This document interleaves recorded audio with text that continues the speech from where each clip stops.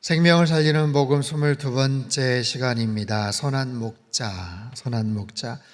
요한복음에는 예수님께서 나는 누구다 라고 하시는 말씀들이 7번 소개가 되고요. 오늘의 이 말씀은 4번째입니다. 나는 선한 목자다. 나는 선한 목자다. 지난주는 나는 양의 문이다 라고 말씀을 하셨죠. 양을 지키는 문이다. 따로 문이 있는 것이 아니고 돌담을 쌓은 후에 그 통로에서 목자 스스로가 문이 되어서 양을 지킨다라는 의미예요. 오늘 본문에서는 선한 목자라고 말씀을 하세요. 우리가 잘 알고 있는 말씀이죠. 11절 말씀 우리 같이 한번 읽도록 하겠습니다. 시작. 나는 선한 목자라. 선한 목자는 양들을 위하여 목숨을 버리거니와. 선한 목자의 정의는 아주 간단합니다. 양들을 위하여 목숨을 버릴 수 있는가 그렇지 않은가입니다. 이재철 목사님 책에서 그런 글을 읽었어요. 중국과 티베트 지역에 대한 다큐멘터리의 그 TV 내용을 소개한 그런 내용인데요. 세계에서 제일 높은 곳에 거주하는 티베트의 카르마 씨, 42살인 카르마 씨의 직업은 그 고원지대에서 양을 치는 목자였습니다. 취재를 갔는데 그날은 얼마나 추웠는지 카메라가 얼어붙어서 작동하지 않을 정도였대요. 취재진들은 텐트 속에서도 떨고 있었는데 놀랍게도 이 카르마 씨는 텐트 속이 아닌 양의 우리 앞에서 모포를 덮고 잠을 청하더라는 겁니다. 깜짝 놀란 기자가 왜 그곳에서 자느냐라고 묻자 카르마 씨의 대답은 맹수의 습격으로부터 양들을 지키기 위해서입니다 라고 대답을 했대요. 그 혹한의 고원에서 그날 밤 양들이 평화를 누릴 수 있었던 것은 살을 내는 추위에도 아랑곳하지 않고 수고와 희생을 감수하며 양을 지켰던 목자가 있었기 때문이라는 것이죠. 여러분, 이렇게 양을 치는 이 목자 카르마 씨도 선한 목자라고 분명히 말할 수 있을 겁니다. 선하다, 착하다 라는 이 개념을 만약에 1에서 10까지 점수를 매긴다면 아마 이 목자의 착함, 그 선함은 한 몇 점 정도 받을 수가 있을까요? 적어도 7점, 8점 이상 되지는 않겠습니까? 그렇다면 가장 극대치의 선함, 즉 1에서 10까지 카운트를 한다면 마지막 10번 정도, 10점 만점의 극대치의 선함은 무엇을, 어느 정도를 말할까요? 맹수로부터 그 양들을 지키기 위해서 추위에도 수고를 마다하지 않는 그 목자의 선함, 그것을 넘어서서 자기의 목숨을 바칠 수도 있는 그 선함은 바로 생명을 내놓는 것이죠. 오늘 말씀을 통해 예수님은 분명히 선한 목자의 개념을 이렇게 말씀을 하세요. 나는 선한 목자인데 선한 목자란 양을 위해서 자기 생명을 바칠 수도 있는 그런 사람이다 라는 거예요. 여러분, 세상에서 가장 소중한 가치는 바로 생명이죠. 생명보다 더 소중한 것이 어디 있겠습니까? 그런데 선한 목자는 자신의 생명을 포기하면서까지 양을 지킨다, 사랑한다라는 거예요. 여러분, 진정한 선한 목자와 그렇지 않은 목자의 차이를 이렇게 비교를 할 수가 있어요. 12절, 13절 말씀입니다. 같이 읽죠. 시작. 삭구는 목자가 아니요 제 양이 아니라 이리가 오는 것을 보면 양을 버리고 달아나나니 이리가 양을 물어가고 또 해치느니라. 달아나는 것은 그가 삭군인 까닭에 양을 돌보지 아니함이나. 자, 예수님께서 의미하시는 삭군들은 당시의 바리새인들, 제사장들, 종교 지도자들, 유대사회의 사회 지도층을 가리키고 있습니다. 백성들을 잘 통치하고 다스리고 리더의 역할을 해야 됨에도 불구하고 오히려 자기들만의 욕심을 챙기고 백성들을 미혹에 빠뜨리고 고통을 주고 이기적이었던 그들의 모습을 삭군과 같다라고 비판하고 계시지요. 하지만 일반적으로 삭군이라는 개념은 그렇게 나쁜 의미는 아닙니다. 삭군을 의미하는 단어, 영어 단어 hired hand라는 것은요, 고용된 사람, 농장 노동자를 의미하는 그런 표현이에요. 쉽게 말하면 돈을 받고 일을 하는 사람, 아르바이트 직원이나 일용직 노동자를 말합니다. 여러분, 그들은 악한 사람이 아니죠. 정당하게 자기가 받은 만큼 일을 하는 사람을 가리키는 거예요. 그 정도 선에서 일을 하는 것뿐입니다. 그들도 나름대로의 성실함이 있고 열심이 있어요. 돈을 받고 일하기 때문에 그렇죠. 보통 때는 선한 목자나 사꾼 목자나 잘 구분이 보이지를 않아요. 하지만 문제가 발생을 하거나 어려움이 닥치면 상황은 달라집니다. 본문의 내용처럼 이리가 달려들거나 특별한 어려움이 생기면 누가 진정한 목자인지 아닌지를 구분할 수가 있게 되죠.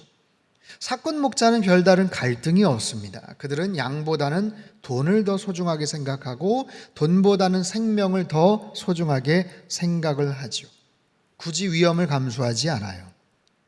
당시에 한 명의 목자가 감당할 수 있는 양떼의 숫자는 30마리에서 75마리 정도였다고 합니다. 따라서 많은 양을 소유하고 있는 그런 소유주는 고용된 사꾼 목자들의 도움이 반드시 필요했어요. 광야에서의 환경이 워낙 황량하고 척박하다 보니 양들의 주인들은 사꾼에게 양을 맡길 때 약 15%에서 20% 정도의 손실을 각오했다라는 거예요. 즉 사꾼 목자가 자신이 맡은 양에 대한 책임감과 애착이 그다지 많지 않다는 것을 알아요. 그래서 허약해서 쓰러지는 양이 있으면 굳이 돌봐야 될 책임도 없었고 20% 정도의 손실 안에서는 어느 정도 용납이 되었다라는 거죠. 그들이 양을 치던 유대 광야는 어디든지 위험이 도사리고 있었어요. 무엇보다도 맹수가 달려들거나 강도 떼들이 들이닥치면 그들은 양을 지키지 않고 도망을 갑니다. 싸워볼 생각을 하는 것이 아니에요. 해보다가 힘이 붙이니까 도망가는 것도 아닙니다. 그저 자신이 위험하겠다 싶으면 그냥 36개 주랭랑을 치는 거죠. 양들이 어떻게 될지 뻔히 알지만 상관하지 않고 도망가곤 합니다. 여러분, 역사상 가장 큰 해상 사고는요, 우리가 잘 아는 타이타닉호의 침몰입니다. 1912년 4월 첫 번째 출항에서 빙산과 충돌을 해서 1,500명 이상의 탑승객들이 목숨을 잃게 되죠. 하지만 그에 버금가는 해상사고가 2006년 수에즈 운하에서 있었습니다. 100일이 118m의 카페리 여객선 보카치오 98호 이집트 선박입니다. 본래 이 배에는요 적정 탑승 인원이 1,000명 정도예요. 그런데 더 많은 승객들을 태우기 위해서 갑판 수를 2층이나 올려서 300명, 500명을 더 태우고 다녔대요. 많을 때는 2,500명까지 사람을 태웠다고 합니다. 사고가 나던 2월 6일에도 1,400명이 넘는 사람을 태우고 사우디에서 이집트로 향하던 중에 화물칸에서 의문의 화재가 발생을 합니다. 난리가 아니었어요. 사람들이 요동을 합니다. 우왕좌왕합니다. 그리고 불을 피하기 위해서 한쪽으로만 대피를 하자 배가 기우뚱 기울어지면서 서서히 침몰을 하게 됩니다. 어처구니 없는 것은 선장이 제일 먼저 탈출을 했다는 거예요. 그리고 승무원들은요 구명보트 사용법도 탑승객들에게 알려주지 않아서 1,000명이 넘는 사람들이 목숨을 잃게 되었어요. 사꾼 목자는 바로 이런 사람입니다. 선한 목자나 사꾼 목자는 보통 때는 별로 구분이 되지를 않아요. 자기가 월급 받고 맡겨진 정도에서만 일합니다. 착할 것도 악할 것도 없어요. 그런데 문제가 생기면 사꾼 목자는 양에게 전혀 신경을 쓰지 않습니다. 무책임하고 무관심하죠. 그럴 때 사꾼 목자는 양에게 있어서는 가장 악하고 나쁜 존재가 되는 겁니다. 왜요? 양은 믿고 의존했던 대상에게 버림을 받고 배신을 당할 수 있기 때문이죠. 여러분, 예수님은 인간을 양으로 비유하셨어요. 말씀드렸다시피 양은 공격할 수 있는 또는 방어할 수 있는 적절한 무기가 없어요. 시력도 좋지 않고 이기적이고 공동체 생활도 하기가 참 어려운 그런 존재들, 스스로 먹이를 잘 찾지도 못합니다. 그런 양에게 있어서 어떤 목자를 만나느냐 하는 것은 생사가 왔다 갔다 할 문제이죠. 양과 같은 우리들에게 세상에서 우리가 의존하는 모든 대상들이 다 사꾼과 같은 존재라는 것을 여러분 아십니까?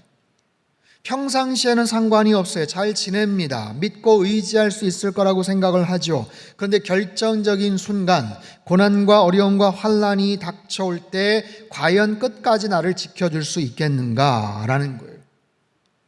여러분이 가장 의지하는 대상은 누구입니까? 가장 믿고 신뢰하고 있는 것은 무엇입니까? 여러분의 신용카드, 핸드폰, 좋은 차, 집과 안정된 직장 또는 가족들 또는 죽고 못 살 친구들, 여러분 혹시 지갑이나 핸드폰을 잃어버리고 어려움을 당해 보신 적이 있으셨습니까? 내가 살고 있는 지역에서, 회사 근처에서, 내 동네 근처에서 잃어버린 것이 아니라 말도 통하지 않는 외국에서 가방을 도난당하거나 여권을 잃어버렸다고 한번 가정해 보십시오. 정말 눈앞이 캄캄합니다. 뭘 해야 될지를 하나도 알지를 못해요.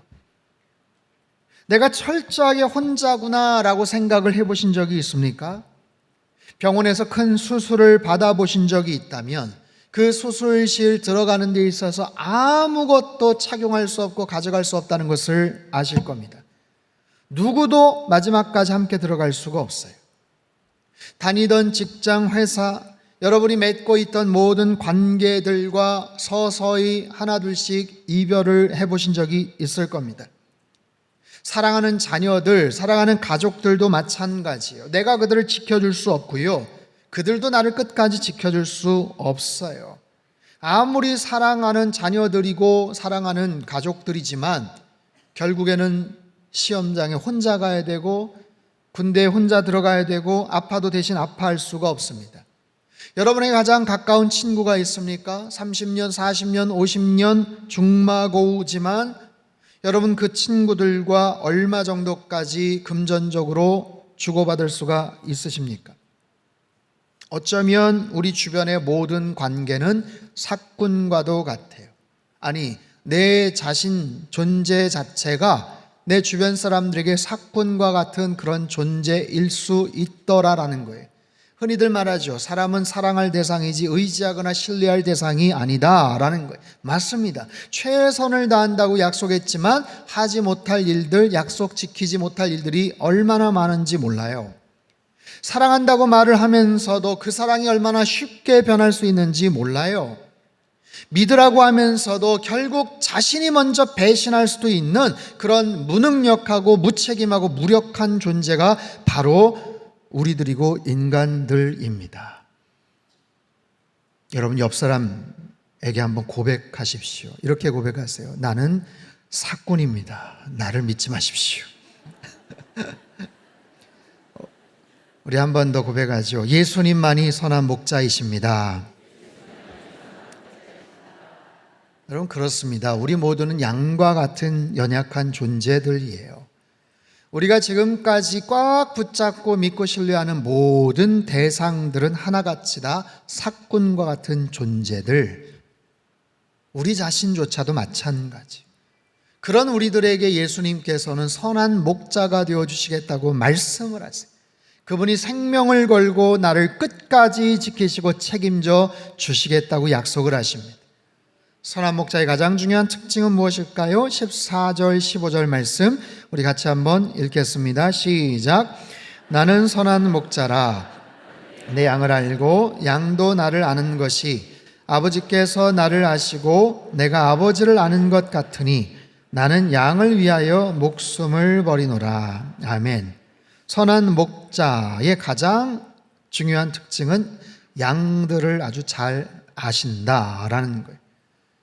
양에 대해서 가장 잘 알아요. 그들의 필요가 무엇인지를 알아요. 그들이 무엇을 좋아하는지 알아요. 그들이 무엇을 싫어하는지도 알아요. 그들이 무엇을 먹어야 되는지 먹으면 안 되는지도 알아요. 그들이 지금 어떤 상태인지, 언제 목이 마른지, 언제 털을 깎아줘야 되는지, 어디가 아픈지, 왜 아픈지, 지금 그들에게 그들이 원하는 것보다 더 필요한 것이 무엇인지를 잘 알고 계셔요. 양도 마찬가지입니다. 목자를 잘 압니다. 특별히 목자의 음성을 잘 압니다. 양들은요, 목자의 목소리를 기가 막히게 기억을 합니다. 왜냐하면 그것만이 양이 살 길이기 때문에 그래요. 자신의 능력으로, 자신의 힘으로 살 수가 없어요. 그래서 양은 죽을 힘을 다해서, 최선을 다해서 목자의 음성을 구별하고 따라다닙니다. 아프리카 케냐에서 8년간 목자로 살았던 필립 켈러라는 분이 있어요.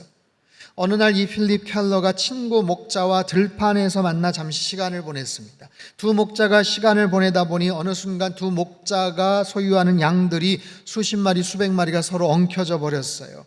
섞여져 버린 그 양들의 모습을 전혀 구분할 수는 없었습니다. 어떻게 양을 구별하여서 다시 데려갈 수가 있었을까? 필립 켈러는 그저 자연스럽게 대화가 마치고 친구하고 이별을 하면서 엉켜서 놀고 있던 양들에게 얘들아 가자라고 말했다는 거예요. 그러자 그 목자의 음성을 들은 양떼들은요, 자연스럽게 거짓말처럼 정말 두 떼로 나뉘어서 각각 자기 목자들을 따라갔다라는 거예요. 여러분, 이처럼 양들은 목자의 음성을 기가 막히게 기억하고 알아듣습니다. 왠지 아세요? 그래야 살 수 있기 때문에 그래요. 그래야 자신의 생명을 지킬 수 있기 때문에 그렇습니다. 사랑하는 성도 여러분, 우리는 양과 같은 그런 존재들이에요. 양과 같이 연약한 존재들입니다. 우리에게는 목자가 필요합니다. 선한 목자 되시는 예수님, 선한 목자 되시는 주님의 음성을 날마다 듣고 순종하며 살아가시기를 바랍니다. 내 인생의 목자, 선한 목자가 되신 그분의 음성을 듣고 그분의 말씀에 귀를 기울이고 살아가는 것이 내 인생을 가장 아름답고 가장 올바르게 살아갈 수 있는 최상의 방법이고 비결이에요.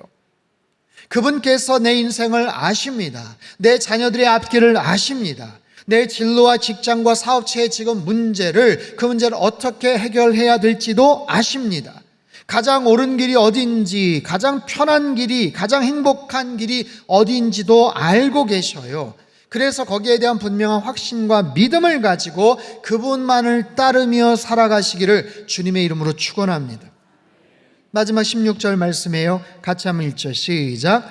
또 이 우리에 들지 아니한 다른 양들이 내게 있어 내가 인도하여야 할 터이니 그들도 내 음성을 듣고 한 무리가 되어 한 목자에게 있으리라. 자, 선한 목자에게는 중요한 관심사가 있어요. 선한 목자는 울타리 안에 있는 양들을 보호하지만 그러면서도 동시에 울타리 바깥에 머물고 맴돌고 있는 양떼들에게 시선이 가 있어요. 그들도 데려와야 된다라는 거예요. 선한 목자의 관심은 울타리 안에 있는 양들에게 관심이 있죠. 당연하죠. 하지만 그 관심이 거기에만 머물지 않아요. 아직 울타리 안에 들어오지 못한 다른 양들을 걱정합니다. 왜요? 그들도 사랑하기 때문에 그렇죠. 왜요? 울타리 바깥에 있는 양들이 어떤 운명을 당하게 될지를 너무나도 잘 아시기 때문에 그래요. 여러분, 선한 목자는 울타리 안에 있는 양들을 사랑하시지만 언제나 우리 바깥에 있는 양들에게도 관심이 있어요. 왜냐하면 내버려두면 그 양들은 목숨을 잃어버릴 것이기 때문에 그래요. 그래서 양 99마리를 내버려두고도 잃은 양 한 마리를 찾으러 갈 수 있는 것이 선한 목자의 마음이고 안타까워하는 그런 가슴 속에 있는 비전이에요. 여러분, 우리가 구원받은 성도들이라면, 우리들이 양 울타리 안에 놓여있는 양의 모습이라면 이 선한 목자의 마음과 선한 목자의 비전을 우리는 알고 배워야 됩니다. 울타리 안에 있기 때문에 나만 바라봐 주기를 바라고, 나만 케어하고 나만 관심을 가져다 주기를 바라는 그런 이기적인 마음이 아니라 선한 목자가 바라보시는 그 마음과 그 시선이 어디에 가 있는지도 우리도 같이 보면서 안타까워해야 된다라는 거지요. 아직 문 밖에서 들어오지를 못하고 갈등하고 방황하는 양들이 있다라는 사실이에요. 여러분, 코로나 이후에도 교회 안쪽으로 확실하게 들어오지 못하고 방황을 하거나 왔다 갔다 하는 그런 분들이 있어요. 여러분, 그분들을 그 안쪽으로 여러분 인도하셔야죠. 이것이 선한 목자의 마음과 비전이고 우리에게도 같이 품기를 원하시는 주님의 마음이기도 합니다. 여러분, 인생을 살면서 좋은 가이드를 만난다는 것이 얼마나 큰 축복입니까? 모처럼 떠난 관광지에서, 가족들하고 같이 간 그런 여행지에서 정말 갯돈을 부어서 지인들과 친구들과 회갑잔치를 가고 부모님 모시고 어디 먼 곳에 가서 여행을 갔는데 좋은 가이드를 만나느냐 그렇지 못하느냐는 것은 엄청난 차이가 있어요. 모처럼 시간을 내고 돈을 냈는데 경험이 부족하고 미숙하고 준비되지 못한 가이드를 만나면 그 기간 동안 얼마나 속이 상하고 마음이 불편한지를 몰라요. 여러분, 우리들은 좋은 물건을 싸게 파는 곳이 있거나 동네 맛집이 생기면 누군가에게 추천을 하고 소개하는 것을 마다하지 않습니다. 내가 갖고 있는 좋은 아이디어, 꿀팁을 누군가에게 제공하는 것을 굉장히 기뻐합니다. 그렇다면 내 인생에 선한 목자가 있으시고 좋은 인생의 가이드가 있다라는 것을 소개해야 되지 않겠어요? 우리가 얼마나 연약한 존재이고 무력한 양과 같은 존재인지를 알고 가르쳐주고 주변 사람들에게 선한 목자 되신 예수님을 소개하는 것, 양의 울타리 안으로 들어오도록 소개하고 인도하는 것이 우리의 목적이고 삶의 의미요, 교회가 이 땅에 존재하는 바로 존재 이유이기도 합니다. 여러분, 예수님이 우리의 선한 목자가 되셔요. 그분이 우리의 형편과 상황을 알고 계셔요. 오늘 이 자리에 와서 예배를 드리시는 여러분들의 모든 생각과 마음과 형편과 처지를 가장 사랑하는 사람도 제대로 알지 못하고 바로 옆에 앉아있는 사람도 잘 알지를 못하지만 예수님은 알고 계셔요. 여러분의 마음을 알고 계셔요. 한 주 동안 얼마나 힘들었는지를 주님은 알고 계셔요. 내가 어떤 생각과 어떤 불편한 마음들이 있었는지를 주님은 알고 계셔요. 예배를 드리고 나서 오늘 이후의 모든 삶의 스케줄과 계획들이 어떠하다라는 것, 여러분, 주님은 알고 계셔요. 코로나 이후에 사람들은 세상이 어떻게 될 것인지에 대해서 굉장히 많은 관심을 갖고 있습니다. 여러분, 코로나를 겪으면서 사람들이 염려하는 가장 큰 세계적 위험 요인이 무엇인지 여러분 아십니까? 지난 1월 달 세계 경제 포럼 관계 전문가들이 841명이 모여서 발표한 보고서가 있어요. 거기에 나온 1위, 극단적 이상 기후입니다. 2위, 기후변화 대응 실패입니다. 3위, 인간의 환경 파괴입니다. 1위부터 3위까지가 모두 기후와 환경과 관련된 사항이었어요. 지구상의 온도가 1도 오르는데 2500년이 걸렸대요. 그런데 지난 100년간 1도가 상승했다고 합니다. 남극에서 녹는 얼음의 양이 해마다 수영장 7760만 개를 채울 수 있을 정도래요. 1년 동안. 아마존에서는 1년간 사라진 산림의 양이 축구장 120만 개의 크기가 사라졌다고 합니다. 해마다 그만큼 아니면 그 이상이 사라져버리는 거예요.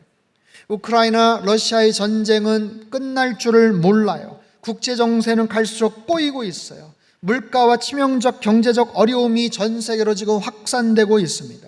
대통령들이 모여서 나토에 가서 회의를 하고 세계 주요 정상들이 모여 머리를 맞대지만 그다지 뾰족한 수가 나오지를 못하고 있어요. 지난 15년 동안 우리나라에서 저출산 문제를 해결하고자 투입된 예산이 자그마치 380조 2천억입니다. 정말 어마어마한 예산이 저출산 문제를 한번 해결해 보겠다고 투여가 됐지만 현재 대한민국의 출산율은 OECD 꼴찌 0.84명이에요. 엊그제 교육감, 청주시장, 도지사 취임식이 있었습니다. 새로 자리를 맡은 일꾼들이 큰 포부를 이야기하고 멋진 계획들을 발표했어요. 저도 교육감 취임식에 초청을 받아 갔었고 정말 잘하시기를 기도하는 마음으로 다녀왔습니다. 하지만 불과 몇 년 만에 대단한 성과를 만들고 큰 변화를 이끌어가는 것은 참 어렵겠다라는 그런 생각을 합니다. 여러분, 이 세상에는 참된 소망이 없어요. 수많은 사람들이, 전문가들이, 정치인들이 나름대로의 대안들을 이야기하고 그렇게 설명을 하지만 그 속에서 획기적인, 궁극적인 참된 소망을 기대한다는 것은 참 어려운 것 같습니다. 우리들은 코로나 이후에 탈종교의 시대, 탈기독교의 시대를 살아가고 있어요. 교회에 대해서 관심들이 사라집니다. 종교 자체에 대해서 관심들이 사라집니다. 코로나 기간 동안 불교나 천주교에 호감을 갖게 되었다고 하지만 사람들이 그쪽으로 또 몰리는 것도 아니에요. 그 기간 동안 사람들은 더 자극적인 곳에 관심을 갖게 되었고요, 더 자기 중심적인 결정과 선택을 날마다 취하면서 살아갑니다. 열심히 살아가요. 잘 살아보겠다고 노력을 합니다. 하지만 정작 선한 목자 되신 예수님에게는 관심을 두지를 않아요. 그러면서 뾰족한 대안도 없이 여전히 수없이 많은 사건과 같은 존재들을 바라보고 의지하면서 더더욱 불안해하고 두려워하고 있습니다. 사랑하는 성도 여러분, 우리 인생에는 좋은 인생의 가이드가 필요합니다. 예수님께서 우리 인생의 가장 선한 목자가 되시고 가장 완벽한 가이드가 되어주신대요. 여러분, 우리 인생의 그 예수님을 알고 이 자리에 와서 우리 인생의 목자 되시는 주님 앞에 예배를 드리고 있다는 사실로 인하여 여러분 감사하시기를 바랍니다. 여러분, 사꾼을 의지하지 마시고 선한 목자를 의지하며 살아가시기를 바랍니다. 시편 기자 다윗이 말하죠. 여호와는 나의 목자시니 내게 부족함이 없으리로다. 부족함이 없다라는 것은 아쉬울 것이 없다라는 그런 의미입니다. 주님께서 우리의 목자가 되신다면, 우리가 목자 되신 그분 안에 거하고 있다면, 그분의 통치와 다스림 안에 있다면 그저 적당한 거리를 두고 왔다 갔다 필요할 때만 그러는 것이 아니라 확실하게 그분의 통치와 그분의 주권 가운데, 그분의 섭리 가운데 내가 거하고 있다면 여러분, 우리의 삶 속에 부족할 것이 없고 아쉬울 것이 없다라는 사실을 분명히 믿으십시오. 우리 주님을 나의 목자로 삼고 그분만을 따르며 살아가시기를 주님의 이름으로 축원합니다. 여러분, 2022년도 절반을 살아왔어요. 올 한 해 시작할 때 참 막막하고 답답하고, 이 코로나 상황이 도대체 올해는 어떻게 끝나기는 할 건가, 얼마나 정말 답답했었는지 몰라요. 그럼에도 불구하고 엔데믹 시대를 맞이하고 지금 이 정도까지 하나님께서 지켜주셨죠. 인도하신 하나님께 여러분 감사의 고백을 드리십시오. 하나님이 여기까지 인도해 주신 줄 믿습니다. 힘들고 어려운 상황에도 우리와 함께 해주신 줄로 믿습니다. 그 하나님께서 앞으로의 인생도 우리와 함께 해주실 줄로 믿습니다. 우리 인생의 선한 목자 되시는 주님의 음성을 날마다 듣고 살아가시기를 주님의 이름으로 축원합니다. 대신 아직도 주님을 목자로 섬기지 않고 다른 엉뚱한 대상, 결국에는 떠나버릴 사건과 같은 존재를 의지하며 살아가는 사람들을 안타까이 여기시고 그들을 주님 앞에 인도하십시오. 주님을 만나게 하십시오. 선한 목자 되시는 주님과 늘 동행하시고 주님의 말씀에 늘 귀 기울이시고 음성에 순종하심으로 생명과 소망을 더욱더 풍성하게 누리며 살아가시기를 주님의 이름으로 축원합니다. 선한 목자 되신 주님을 찬양합니다. 어느 누구도 의지할 대상이 없고 아무도 나의 마음과 형편과 처지를 제대로 알지 못하지만 목자 되신 주님은 나의 상황을 알고 계시고 푸른 초장과 쉴만한 물가로 인도해 주시는 하나님이신 줄로 믿습니다. 여기까지도 믿음 가지고 왔습니다. 앞으로도 주님 바라보며 주님의 은혜 가운데 살게 하여 주시옵소서. 목자 되신 주님의 음성을 날마다 경청하며 남은 하반기, 남은 평생의 삶도 그렇게 순종하며 살게 도와주옵소서. 존귀하신 예수님의 이름으로 기도합나이다. 아멘.